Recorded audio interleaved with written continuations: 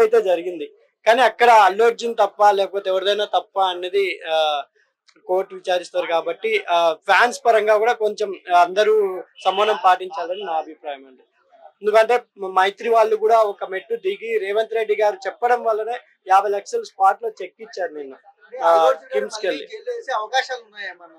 అదే వాళ్ళు ఆల్రెడీ నిన్న పవన్ కళ్యాణ్ గారితో కలిసారు కదా ప్రొడ్యూసర్స్ అందరూ. చూడాలి ఇంకా అది పొలిటికల్ అండ్ సినిమా వైజ్ గా మారిపోతుంది రాను రాను. ఎందుకంటే మన ఇప్పుడు సినిమాలు కూడా ఉన్నాయి, గేమ్ చేంజర్ ఇవన్నీ. మేబీ గవర్నమెంట్ వాళ్ళు సమన్వయాన్ని అంటే ఒక ఫ్రెండ్లీగానే మాట్లాడతారు. ఎందుకంటే ఇప్పుడు రాబోయే సంక్రాంతి కూడా అన్ని భారీ బడ్జెటే. ఒక పుష్ప 2కి ఇచ్చిన అమౌంటే దానికి కూడా ఇవ్వమని వాళ్ళు రిక్వెస్ట్ చేస్తున్నారు. ఈ ఇష్యూ వల్ల ఆపడం జరిగింది కాబట్టి చూడాలి. అల్లు అర్జున్ గారికి మంచే జరగాలని కోరుకుంటున్నాం. ఎందుకంటే ప్రాణం అయితే మళ్ళీ తిరిగి రాదు. వాళ్ళు అంతా స్పందించారు.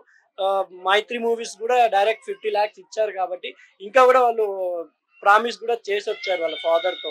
ఏదైనా ఫర్దర్ లో ఏమున్నా మేము స్పందిస్తాము, ఏమున్నా హెల్ప్ చేస్తామని.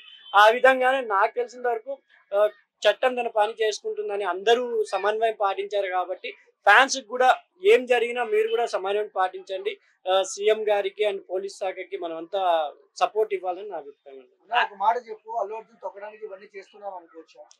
యాక్చువల్లీ ఇప్పుడు నేషనల్ అవార్డు వచ్చిన ప్రతి ఒక్కరికి ఇలాగే జరుగుతుంది. మొన్న జానీ మాస్టర్ కూడా అలాగే జరిగింది. ఆయన చాలా రోజుల తర్వాత బయటికి వచ్చారు.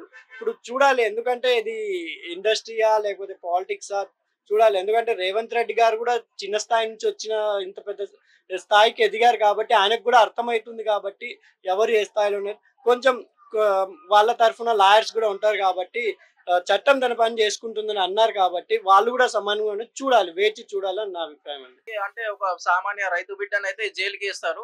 అంటే పుష్ప లాంటి హీరోని జైల్లో వేయడంలో తప్పేముంది? అంతే కదా, చట్టం అందరికి సమానమే.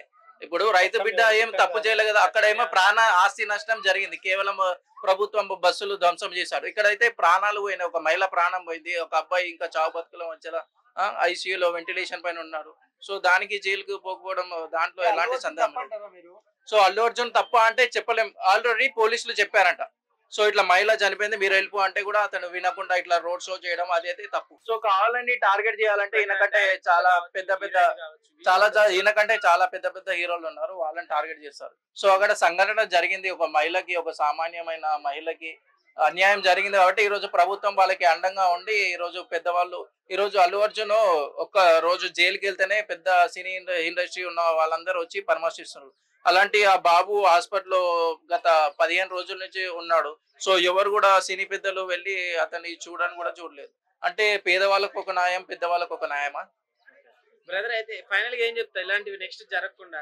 సో ఫైనల్ గా ఏం చెప్తానంటే ఇలాంటి బెనిఫిట్స్ వచ్చేటప్పుడు సో వాళ్ళు సరైన పోలీసులకి ఇన్ఫర్మేషన్ ఇచ్చి వాళ్ళ దగ్గర నుంచి పర్మిషన్ తీసుకొని సో అంతా కూడా సెక్యూరిటీ పరంగా థియేటర్ యాజమాన్యం కూడా సరైన భద్రత తీసుకొని సో మరి ఇలాంటి సంఘటనలు మళ్ళీ కూడా జరగకుండా చర్యలు అయితే తీసుకోవాలి. సో ఎందుకు అట్లా చేయడం అంటే ఇప్పుడు ఒక సినిమా చూసి చాలా మంది జీవితాలు మార్చే విధంగా ఉండాలి, ఒక పాఠం నేర్చుకునే విధంగా ఉండాలి. కానీ ఈ రోజుల్లో సినిమా చూసి చాలా మంది చెడిపోతున్నారు. సో ఆ విధంగా కాకుండా ఒకప్పుడు జై భీమ్ లాంటి సినిమాలు చట్టానికి న్యాయానికి, సో ఒక పేదవాళ్ళకి కష్టం వస్తే చట్టాలు ఎలా వాళ్ళకి సాయం చేస్తాయో ఆ విధంగా ఉండాలి తప్ప ఈ స్మగ్లింగ్ చేయడం ఈ రకంగా సినిమాలు ఉంటే యువత మొత్తం చెడిపోతుందనే ఉద్దేశంతో చాలా మంది ఉన్నారు. Thank you. Okay, thank you.